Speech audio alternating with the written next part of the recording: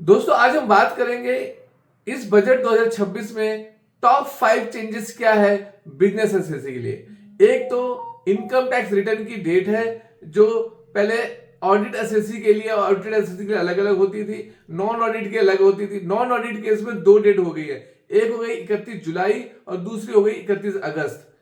दूसरी हम बात करते हैं, दूसरा नेक्स्ट चेंजेस है, जो अपील फाइल करते थे उसकी जो फीस होती थी 20% हम जमा करते थे स्टे ऑफ डिमांड के लिए, अब वो घटा के 10% कर दी गई है।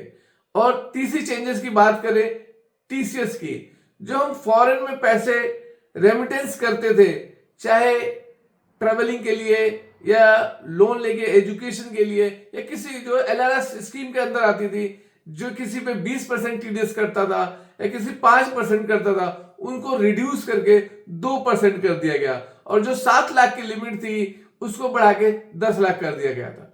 चौथी बड़ी जो चेंजेस आया इस बजट के अंदर वह है टैक्स ऑडिट रिपोर्ट में जो डिले फाइल करने के पेनल्टी के ऊपर।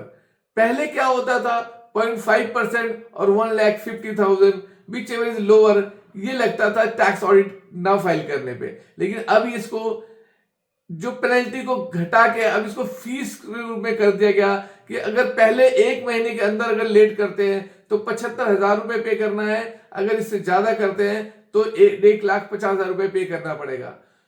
पांचवी सबसे बड़ी जो चेंजेस आई है वह फॉरेन एसेट्स के डिस्क्लोजर के ऊपर।